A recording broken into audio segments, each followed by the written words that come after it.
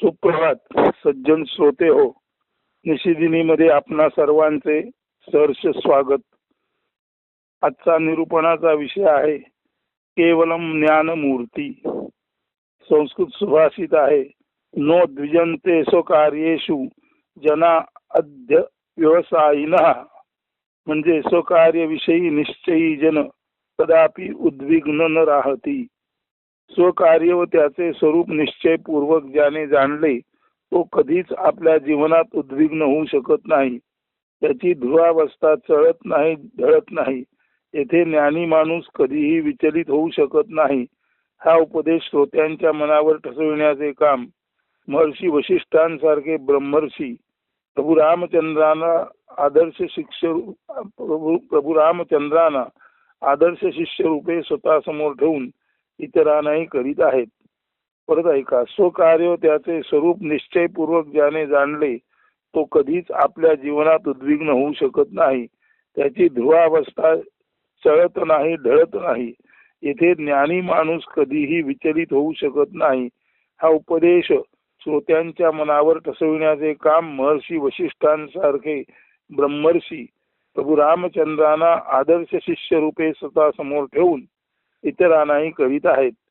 आत्मज्ञानामुळे आसक्तीनाश या अष्टावक्र संहिता अर्थात जगावेगळे पुस्तकात जे नारायण पाटणकर यांनी समश्लोकी मराठीत लिहिले असून अनुवादित विवेचितही केलेले आहे. या प्रकरण 3 मध्ये सूत्र 9 पान 47-48 वरचा मजकूर या दृष्टीने अभ्यासायोग्य आहे. तो आपण पाहूया. तर सूत्र 9 असं आहे, धीरस्तु भोज्यमानोपि पीड्यमानोपि सर्वदा आत्मानं केवलम पश्यंत तुष्यति न कुप्यति. मराठी रूपांतर, यथा पीडा भोग भोगी धैर्यशील जरी असे आत्मलक्षी सदा तोषी क्षोभितो तरीही नसे. संतोष पावणे संतप्त होणे हे मनाचे गुण आहेत. ज्ञानवान शहाणा धैर्यशील माणूस यथा पीडा भोग भोगताना किंवा सुखोपभोगात अथवा दुःख भोगात कधीही नसतो. सुखी अथवा सुखरममान किंवा दुःखी अथवा शोक संतप्तो. त्याचे लक्ष केवळ आत्म्याकडे अथवा ब्रह्मचैतन्याकडे असते. हेच त्याचे नित्यंदिन स्वकार्य असते. केवळ आत्मलक्ष्य असणं हेच त्याचं नित्यंदिन केवळ आत्मलक्ष्य असणं हेच त्याचे नित्यंदिन म्हणजे निशिदिनी स्वकार्य असते. तो हृद मंदिरी वस्ती करून असलेल्या शुद्ध चैतन्याकडे अविचल अढळ लक्ष देऊन असतो.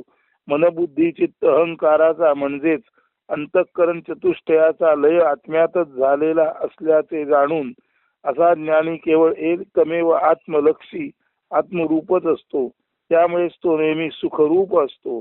सुख हेच त्याचं रूप आणि त्याचं रूप म्हणावं तर मूर्तिमंत सुख असा तो सुखरूप म्हणजे सुख आणि रूप यामध्ये कोणताच भेद नसलेला असा तो स्वतःच सुखरूप असतो. तसे नसेल तर त्याला ज्ञान झाले असे म्हणताच येत नाही. याच अर्थाने ज्ञानीही कधीही विचलित उद्विग्न होऊ शकत नाही. हेच सर्वार्थाने स्वसिद्ध सत्य होय. यासाठी आत्मोपनिषद ग्रंथातील पृष्ठ 301-302 वरील केवळ सारा नारायण या काव्याचे अवलोकन व अभ्यासन आवश्यक ठरते. ते काव्य असं आहे, स्पर्श गंध रुची दर्शन श्रवण अवघा भरला नारायण नुरे मुळी आता अधिक उणे पण केवळ सारा नारायण. पादहस्त मुख दोन्ही उपस्थ नारायण दर्शनी तटस्थ कर्म त्यागी त्यासरते पण केवळ सारा नारायण. दशेंद्रिय ही सहज मोकळी अथांग अनंत अवकाश पोकळी मनाचे ही होता नमन केवळ सारा नारायण. नारायण याचा अर्थ ब्रह्म हेच वैभव जो समजतो वा ब्रह्म हेच ज्याचे वैभव त्याला नारायण म्हणतात. अशा अर्थी नारायण याचा अर्थ ब्रह्म हेच वैभव समजणारी अंतरंगातील जाणीव. म्हणून नारायण म्हणजे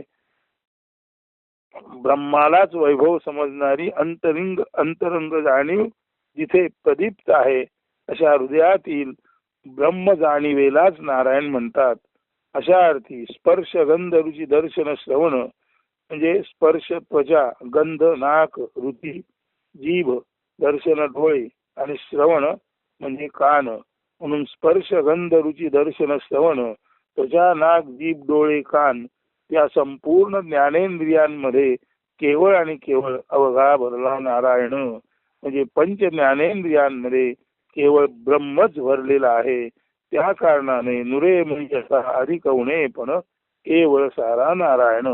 ज्ञानेंद्रियांमध्ये दुसरं तिसरं काही नसून प्रत्यक्ष नारायण ब्रह्म वस्ती करून आहे. त्यामुळे स्पर्शगंध रुची दर्शन श्रवण अर्थात या ज्या ज्ञानाच्या जाणीव आहेत, स्पर्शाची जाणीव त्वचेशी होते, गंधाची जाणीव नाकाशी होते, जिभेची जाणीव एक रुचीची जाणीव जिभेशी होते, डोळ्यांना दर्शन होते आणि कानाला श्रवण होते. त्या ज्ञानेंद्रियांच्या जाणीवा बघायला गेलो तर वेगवेगळ्या असतात आणि त्या वेगवेगळ्या पद्धतीने सतत नव्या नव्या पद्धतीने माणसाला हव्या असतात.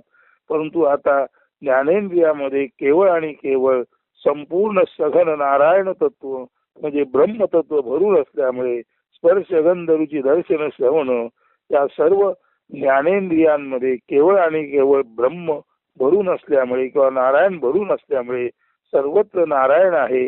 त्या अर्थाने नुरे मुळी आता अधिक उणे पण केवळ सारा नारायण. सर्वत्र एकमेव द्वितीय नारायण आहे, ब्रह्म आहे.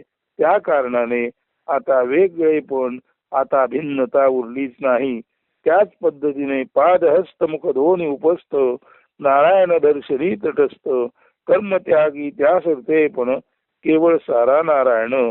पाद म्हणजे पाय, हस्त म्हणजे हात, मुख म्हणजे तोंड आणि दोन्ही उपस्थ म्हणजे दोन अत्यंत शरीराच्या अंतर्गत जागी असलेली इंद्रिय. ती दोन उपस्थ, उपस्थ म्हणजे म्हणजे दुय्यम जागी किंवा लपलेल्या ठिकाणी स्थिती असलेली इंद्रिय. ती दोन इंद्रिय म्हणजे गुद जे मलमूत्र विसर्जनाचं काम करतं आणि लिंग याचं मुख्य कार्य आहे प्रजोत्पत्ती. तर पाय, हात, तोंड, गुद आणि लिंग ही पाचही कर्मेंद्रिय जी आहेत ती सुद्धा नारायणाकडे लक्ष ठेवून आहेत. म्हणजे ब्रह्माच्या कडे ही इंद्रिय कर्मेंद्रिय सुद्धा ब्रह्माकडे किंवा नारायणाकडे सन्मुख झालेली आहेत. त्यामुळे त्यांचे काम जणू ती विसरून गेली आहेत आणि कर्म त्याग करून ही पाद हस्त मुख पाय हात तोंड गुद आणि लिंग ही इंद्रिये सुद्धा नारायणाच्या दर्शनामध्ये तटस्थ झालेली आहेत. साक्षीत्वात जणू काही ती बसलेली आहेत, जणू काही ती तप करीत आहेत आणि त्यामुळे त्यांनी आपलं स्वाभाविक कर्म सहजपणे टाकून दिलेलं आहे. ती सहज नैष्कर्म्यात गेलेली आहेत आणि म्हणून नारायणाकडे पाहता पाहता स्पष्ट बोलायचं झालं तरी सर्व कर्मेंद्रिय हात पाय तोंड गुद आणि लिंग ही सर्व कर्मेंद्रिय तटस्थ झालेली आहेत, नैष्कर्म स्थितीत पोचलेली आहेत. कारण त्यांनाही सर्वत्र नारायणाचे दर्शन होत आहे. आता वर म्हटल्याप्रमाणे पंच ज्ञानेंद्रिये तिथे सर्वत्र ब्रह्मच आहे. पंचकर्मेंद्रिये त्या नारायणाकडे म्हणजे ब्रह्माकडेच लक्ष देऊन तटस्थ आले आहेत आणि स्वाभाविकच पंच ज्ञानेंद्रिय आणि कर्मेंद्रिये या 10 इंद्रियांना आता कुठल्याही तऱ्हेचं काम उरलेलं नाही. त्यांचं अवधान त्यांचं लक्ष केवळ ब्रह्माकडे आहे. ती केवळ नारायण सन्मुख आहेत. अशा अर्थाने दशेंद्रिय ही सहज मोकळी अथांग अनंत अवकाश पोकळी मनाचेही होता नमन केवळ सारा नारायण. अशा तऱ्हेने पंच ज्ञानेंद्रिय आणि पंचकर्मेंद्रिये ही आता कर्मत्याग सहज कर्मत्याग साधून मोकळी रिकामी प्रशस्त झाली आहेत आणि मनाचे अमन झाल्यामुळे परमशांती निर्माण झालेली आहे आणि आता संपूर्ण शरीर एका अथांग अवकाश पोकळीसारखं मोकळीसारखं रिक्त मुक्तांगण बनलेलं आहे. ज्या शरीरांतर्गत सर्व इंद्रिय वेगवेगळ्या कारणासाठी वखोकलेली असतात, वेगवेगळ्या मागण्या करत असतात, ती सर्व ज्ञानेंद्रिय आणि त्यांना अनुरक्षण वागणारी कर्मेंद्रिय ही 10 एकूण 5 ज्ञानेंद्रिय आणि 5 कर्मेंद्रिय म्हणून ही 10 ज्ञानेंद्रिय आता सहज कर्मत्याग साधलेली मोकळी रिकामी रिक्त झाली आहेत आणि मनाचे अमन झाल्यामुळे अंतरंगात परमशांती आहे. म्हणून खरं बघायला गेलं तर ज्ञानी माणसाचं अंतरंग म्हणजे मोकळं ढाकळं आकाश, निरभ्र आकाश असतो, जिथे केवळ परमशांती नांदत असते. कारण त्याला सर्वत्र आपल्या अंतरंगात ब्रह्म नारायणच वसलेला आहे हे कळतं. तेव्हा अशा पद्धतीने स्पर्श गंध रुची दर्शन श्रवण अवघा भरला नारायण, मुरे मुर्यता अधिक उडे पण केवळ सारा नारायण, पादहस्तमुख दोन्ही उपस्थ नारायण दर्शनी तटस्थ, कर्मत्यागी त्यासरिते पण केवळ सारा नारायण, दशेंद्रिये ही सहज मोकळी अथांग अनंत अवकाश पोकळी, मनाचे ही होता नमन केवळ सारा नारायण. नारायण म्हणजे ब्रह्म हेच वैभव सर्वस्व असलेला. खरं बघायला गेलं तर नारायण याचा अर्थ आत्मा परमात्मा हाच आहे. पंच ज्ञानेंद्रिय पंच कर्मेंद्रियात व्यापून उरलेला तो असल्याने शहाण्या माणसाचे लक्ष केवळ आत्मरूपच झालेले असते. करिता त्याला त्याच्या जीवनात अधिक उणे काहीच नसते. सर्वत्र समदर्शी आत्मा नारायणच वस्ती करून राहिलेला आहे हे तो पाहतो. नव्हे ते आत्म्याकडे पाहता पाहता केवळ आत्माच उरतो, केवळ नारायणच उरतो, केवळ ब्रह्मच उरतो. म्हणून ज्ञानी ना उद्विग्न ना विचलित होतो किंवा असत. म्हणून ज्ञानी माणूस स्वकार्यरत असताना कधीच विचलित होत नाही, उद्विग्न होत नाही. याचं कारण त्याचं जे स्वकार्य असतं तेच मुळी केवळ ब्रह्मध्यान आणि ब्रह्मज्ञान असतं. पंचकर्मेंद्रिय ही सहज शांत निवांततेत आत्म्याशी साक्षी भावात एकरूप तटस्थ झाल्याने खरे तर नैष्कर्मी म्हणजे सहज कर्म त्यागित्वाने केवळ असतात उरतात. मात्र पंच ज्ञानेंद्रिय तथा पंचकर्मेंद्रिय मिळून दशेंद्रिये आता पूर्ण रिक्त मोकळी सहज कर्मत्यागी होऊन केवळ असतात. मात्र लाक्षणिक अर्थाने ती उरतात, परंतु त्यांचं काम मात्र तटस्थ झालेलं असतं. कारण दशेंद्रिये केवळ आणि केवळ आत्मलक्षी ब्रह्माकडेच ध्यान देऊन असतात. खरा अर्थपूर्ण असतो म्हणजे सर्वार्थाने अर्थपूर्ण असतो. या सर्व इंद्रियांना आणि मनांना सुद्धा खरा अर्थपूर्ण असतो. तो शरीरातील आत्मा किंवा आत्मराज म्हणजे नारायणच.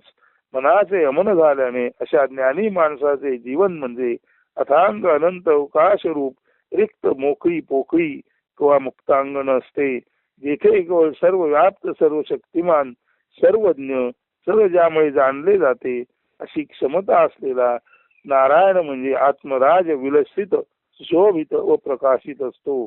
असा ज्ञानी माणूस कसा काय उद्विग्न व विचलित असू शकेल? तो तर अचल अढळ ब्रह्मानंदच असतो. म्हणून खरा गुरु जो असतो तोही पूर्णपणे ब्रह्मच असल्यामुळे ब्रह्मानंदच असतो. त्या अर्थाने ब्रह्मानंदम परमसुखदम केवलम ज्ञानमूर्तीम द्वंद्वातीतम गगन सदृशम तत्वमस्यादि लक्ष्यम एकम नित्यम विमलमचलम सर्वदी साक्षीभूतम भावातीतम त्रिगुणरहितम सद्गुरुं तन्नमामि. हे जे निर्गुण निराकार सद्गुरूचं वर्णन केलेलं आहे ते वर्णन दुसरं तिसरं कशातच नसून त्या ब्रह्माचं त्या नारायणाचंच वर्णन आहे. आणि अशा ब्रह्मामध्ये नारायणामध्ये याचं स्वकार्य म्हणजे केवळ ब्रह्मरूप होऊन उरणं चालू असतं. असा माणूस कसा काय कधी काळी विचलित होईल का उद्विग्न होईल? स्वकार्यामध्ये केवळ आणि केवळ तो लीन झालेला खर तर ब्रह्माकडे पाहता पाहता ब्रह्म होऊन उरलेला असाच तो माणूस असतो. आता जे आपण ब्रह्मानंदम परमसुखदम केवलम ज्ञानमूर्तीम द्वंद्वातीतम गगन सदृशम तत्वमस्यादिलक्ष्यम एकम नित्यम विमलमचलम सर्वदी साक्षीभूतम भावातीतम त्रिगुणरहितम सद्गुरुं तन्नमामि. हे जे सद्गुरूचं वर्णन ऐकलं ते खऱ्या अर्थाने निर्गुण निराकार परब्रह्माचंच वर्णन आहे. या संस्कृत श्लोकाचं मराठी रूपांतर असं आहे: ब्रह्मानंद परमसुखदायी साक्षात ज्ञानमूर्ती रूप द्वैत द्वंद्व पार गगन सम सर्व व्याप्त अलक्ष्य तत्व रूप नित्य एकत्वे परमशुद्ध अविचल सर्व साक्षी भावे नांदे भावातीत त्रिगुणरहित सद्गुरु जो त्यासी मी वंदे. जो केवळ ब्रह्माचा पूर्ण आनंद आहे, जो केवळ परमसुखदाता आहे, जो साक्षात ज्ञानाची मूर्ती आहे, जो कोणत्याही द्वैताच्या आणि द्वंद्वाच्या म्हणजे दुहेरीपण आणि त्यातून निर्माण होणारं युद्ध याच्या पलीकडे आहे, जो आकाशासम स्वच्छ निरभ्र मोकळा आहे, जो आकाशासारखा सर्व व्याप्त आहे, जो अलक्ष आहे, म्हणजे ज्याच्याकडे लक्ष द्यायचं म्हटलं तरी सुद्धा जो ज्ञानाच्या कक्षेत येऊ शकत नाही आणि जो वास्तवात तत्वच आहे. म्हणजे गुरु हा वास्तवात तत्व आहे, तो तत्वरूप आहे. गुरुचं रूप म्हणजे तत्वरूप. गुरु म्हटला याचा अर्थ तत्वरूप. तत्व म्हणजेच रूप आणि गुरुचं रूप म्हणजेच तत्व. अशा अर्थी गुरु हा तत्वरूप आहे, तो सगुण साकार नाही. असा तत्वरूप गुरु नित्य एकत्वे केवळ एकटेपणी परमशुद्ध अवस्थेत अविचल म्हणजे न चळता न ढळता सर्व साक्षी भावे नांदे. संपूर्ण अस्तित्वाच्या साक्षीत्वात केवळ असा परमशुद्ध निर्गुण निराकार ज्ञानमूर्ती रूप आणि वस्तुता तत्वरूप गुरु असतो. असा गुरु भावातीत म्हणजे कोणताही भाव अभाव किंवा भावाभावातीत असा तो असतो. कोणत्याही दृश्याच्या, कोणत्याही दर्शनाच्या, कोणत्याही पाहण्यायोग्य स्थितीत नसतो. तो ज्ञानाच अवधान होतो, पण तो ज्ञानाचं लक्ष म्हणजे ज्ञानाचं ध्येय होऊ शकत नाही. असा संपूर्ण भावाच्या पलीकडे अदृश्य असलेला असा हा त्रिगुण रहित सत्व रज तम याच्याही पलीकडे असलेला जो सद्गुरु त्यासी मी वंदे. म्हणून ब्रह्मानंदम परमसुखदम केवलम ज्ञानमूर्तीम द्वंद्वातीतम गगन सदृशम तत्वमस्यादि लक्ष्यम एकम नित्यम विमलमचलम सर्वदी साक्षीभूतम भावातीतम त्रिगुणरहितम सद्गुरुंतन नमामि. म्हणजे ब्रह्मानंद परमसुखदायी साक्षात ज्ञानमूर्ती रूप द्वैत द्वंद्व पार गगन सम सर्व व्याप्त अलक्ष तत्व रूप नित्य एकत्वे परमशुद्ध अविचल सर्व साक्षी भावे नांदे. भावातीत त्रिगुणरहित सद्गुरु जो त्यासी मी वंदे. तर असा हा खरं सांगायचं झालं तर जो तत्वरूप गुरु आहे तेच ब्रह्म आहे. आणि तत्वरूप गुरुकडे किंवा ब्रह्माकडे जो लक्ष देऊन असतो तो स्वतःच केवळ ज्ञानमूर्ती म्हणून उरतो.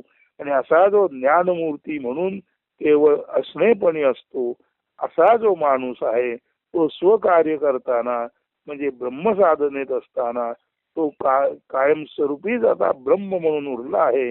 ज्ञानाची साधना करताना तो स्वतःच केवळ ज्ञान म्हणून उरला आहे. असा माणूस अशा ज्ञान कार्यामध्ये स्वकार्यामध्ये ब्रह्मकार्यामध्ये सातत्याने असतो. त्यामुळे असा ज्ञानी माणूस स्वकार्य चालू असताना कोणत्याही परिस्थितीत, कोणत्याही अवघड अवस्थेत, कोणत्याही सुखदुःखाच्या हिंदोळ्यावर तो असूच शकत नाही. तो खऱ्या अर्थाने अविचल आणि क्रोध क्षोभ उद्विग्नता त्याच्या पार पलीकडे गेलेला केवळ ज्ञानमूर्ती शांत मूर्ती असाच हा ज्ञानी माणूस असतो. तर आजच्या या निरूपणात सांगायचा हाच मुद्दा आहे की ब्रह्मकार्यामध्ये एकरूप झालेला ज्ञानमूर्ती तत्वरूप असलेला जो माणूस असतो तो साक्षात निर्गुण निराकार ब्रह्म म्हणजे निर्गुण निराकार तत्वरूपे असा परात्पर गुरु जो आहे तो स्वकार्यामध्ये म्हणजे केवळ आणि केवळ ब्रह्मलीनतेतच असल्यामुळे किंवा केवळ आणि केवळ ब्रह्मामध्ये लीन होऊन तो केवळ आणि केवळ ब्रह्मच उरत असल्यामुळे तो ब्रह्मासारखा नित्य निरंतर अचल अढळ असतो. त्याला कधीच कोणत्याही परिस्थितीत अविचलितता प्राप्त होऊ त्याला कोणतीच आणि कोणत्याही परिस्थितीत विचलितता प्राप्त होत नाही. तो चळत नाही, ढळत नाही आणि कधीच तो आपल्या ब्रह्मसाधनेत असल्यामुळे कधीच तो उद्विग्न होत नाही. तेव्हा जो ध्येयाशी ध्येयरूप झाला तो कधीच स्वकार्यामध्ये विचलित होत नाही. स्वकार्यापासून कधीही तो दूर जात नाही. तो अचल अढळ व्हावे आणि विना उद्विग्नता विना भाव नित्य निरंतर केवळ ज्ञानमूर्ती म्हणून शांत निवांत ब्रह्मासारखा सर्वत्र स्पंदित असतो. तर आपण लक्षात घ्या स्वकार्य जर आपलं अत्यंत उच्च दर्जाचं म्हणजे आत्मज्ञानासारखं ब्रह्मज्ञानासारखं असेल तर कधीच आपणाला नेहमीच्या संसारामध्ये अन्यथा इतरांना येते तशी उद्विग्नता विचलितता प्राप्त होऊ शकणार नाही. म्हणून ध्येय इतकं उच्च असावं की त्या ध्येया पलीकडे काही असूच नये आणि जो उच्चतम ध्येयाला जाऊन स्वतःच ध्येय रूप बनला तो आपल्या जीवनात कसा काय विचलित होणार आणि उद्विग्न होणार. तो कधीच विचलित उद्विग्न होऊ शकत नाही. या दृष्टीने सज्जन श्रोते हो, हे केवलम ज्ञानमूर्ती हे जे निरूपण आहे ते आपण ध्यानपूर्वक श्रवण करा आणि त्याच्याच निधिध्यासामध्ये राहा. आणि या निशिदिनी या निरूपणामध्ये दिवसा आणि रात्री सतत जसं चिंतन चालू असतं तसंच या केवलम ज्ञानमूर्ती या निरूपणाचा आपण निधिध्यास करा आणि त्या परात्पर गुरु सारखे आपणही सदा सर्वदा अविचल अवस्थेत असा आपण कधीच इथून पुढे विचलित होणार नाही. आपण कधीच यापुढे इथून उद्विग्न होणार नाही. जर आणि जर आपण निश्चितपणे ब्रह्मसाधनेमध्ये स्वकार्यामध्ये स्वतःला देहभान हरपून झोकून दिलेलं असेल. एवढं सांगून हे आजचं निरूपण येथेच संपन्न करतो. धन्यवाद. सुदिन सुप्रभात अस्तु.